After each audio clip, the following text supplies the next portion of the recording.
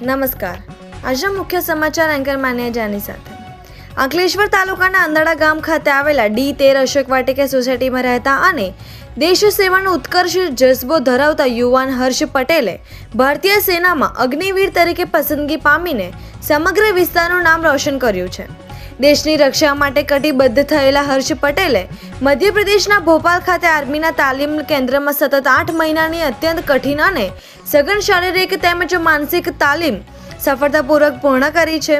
પોતાની તાલીમ પૂર્ણ કર્યા બાદ પ્રથમ વખત વતન પરત ફરેલા દેશના આ વીર જવાનનું અંકલેશ્વર અને અંદાડા ગામના ગ્રામ્યજનો, પરિવારજનો તથા સ્નેહીઓ દ્વારા ભારે ઉત્સાહ અને દેશભક્તિના માહોલ વચ્ચે ભવ્ય સ્વાગત કરવામાં આવ્યું હતું. વતનની માટી પરત ફરેલા જવાનને જોઈને પરિવારજનો અને ગ્રામજનોમાં ભારે હર્ષ અને ગૌરવની લાગણી વ્યાપી ગઈ હતી. તાલીમ દરમિયાન મેળવેલા શિસ્ત અને દેશપ્રેમના સંસ્કારો સાથે વતન આવેલા હર્ષ પટેલ આગામી 15 દિવસ સુધી પરિવાર સાથે રજા ગાળશે. આ ટૂંકા રોકાણ બાદ તેઓ દેશની સુરક્ષાના મહત્વના મોરચા એવા પંજાબ ખાતે પોતાના પ્રથમ પોસ્ટિંગ માટે રવાના થશે. દેશની સરહદો સાચવવા માટે અને માતૃભૂમિનું રક્ષણ કરવા માટે જઈ રહેલા અંકલેશ્વરના આ પુત્રની દેશદાઝને સમગ્ર પંથકે બિરાદવીને ઉજ્જવળ ભવિષ્યની અનેક શુભકામનાઓ પાઠવી છે. મારું નામ પટેલ કલ્પેશભાઈ છે. હું MK કોલેજમાં અભ્યાસ કરતો હતો. સાથે સાથે NCCમાં હું તાલીમ લેતો હતો અને હું તાલીમ લેતા સાથે સાથે કેટલા વર્ષોથી આર્મીની તૈયારી કરતો હતો. તેમાં મેં 2025માં આર્મીનું ફોર્મ ભર્યું હતું. પછી ત્યારબાદ મેં રિટર્ન એક્ઝામ ક્લિયર કરી, પછી ફિઝિકલ ટેસ્ટ ક્લિયર કર્યો અને પછી મેડિકલ ક્લિયર કર્યો.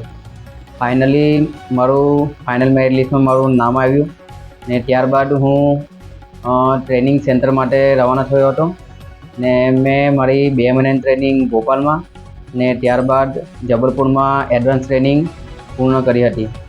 ત્યારબાદ હું ટ્રેનિંગ પૂર્ણ કરીને કસમ પરેડ પૂર્ણ કરીને હું મારા અંડારા ગામ વતન ખાતે પાછો ફર્યો હતો.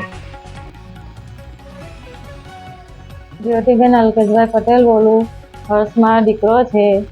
એને 10મા ધોરણથી એને બહુ ઈચ્છા હતી આર્મીમાં જવાની.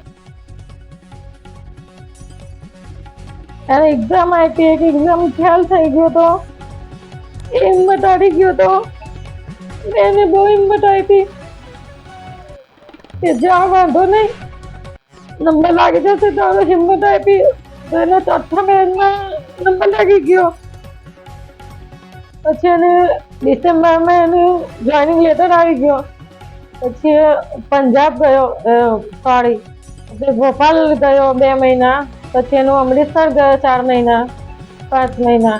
ત્યાં આગળથી ટ્રેનિંગ ખતમ કરીને હમણાં આવ્યો છે.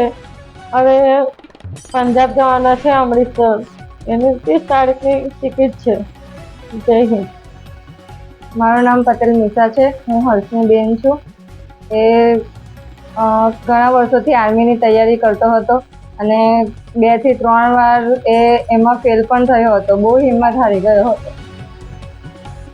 અમે એને બહુ હિંમત આપી કે તું કર, થઈ જશે તારું. તો પણ એ છેલ્લે એટલો હિંમત હારી ગયો હતો કે ખાવા પીવાનું પણ બંધ કરી દીધું હતું. છેલ્લે મમ્મી એને બહુ હિંમત આપી કે થઈ જશે, તું આગળ કર એમ. અને MK કોલેજમાં એ કોલેજ કરતો હતો અને સાથે સાથે NCC પણ જોઈન કર્યું હતું. તો ત્યાં અને એના એક સર છે ભરૂચમાં, તો એમને ફ્રીમાં ટ્રેનિંગ આપી હતી. ફ્રીમાં એને ટ્રેન કરતા હતા. બહુ ગાઈડન્સ આપ્યું એમણે. તો છેલ્લે એને આર્મીનું ફોર્મ ભર્યું અને પછી એમાં એનું પહેલાં એનું એક્ઝામ આવી. એક્ઝામ એને પાસ કરી. પછી એનું મેડિકલ આવ્યું તો મેડિકલ પાસ કર્યું. પછી એનું મેરિટમાં તો પણ પહેલાં એક મેરિટમાં ના આવ્યું નામ, બીજા મેરિટમાં એનું નામ આવ્યું. પછી એનું જોઈનિંગ લેટર આવ્યું અને ભોપાલમાં એનું ટ્રેનિંગ કરવા માટે જવાનું હતું. ભોપાલમાં એને 2 મહિના ટ્રેનિંગ પૂર્ણ કરી. પછી જબલપુરમાં 4 મહિના એને ટ્રેનિંગ પૂર્ણ કરી અને અત્યારે 8 મહિના પછી અંદાડા ગામ ખાતે પરત આવ્યો છે. તમારા ભાઈને તમને કેવો ઉત્સાહ લાગ્યો બહુ ગર્વ થાય છે. અને તમારો ભાઈ પાછા સેનામાં અગ્નિ સેનામાં જોડાશે કેવો ઉત્સાહ રહેશે બહુ ગર્વ થાય છે અમને. તમારા ભાઈને દેશ માટે કેવું respect છે? We are proud of you. જે કરશે તે સારું જ કરશે.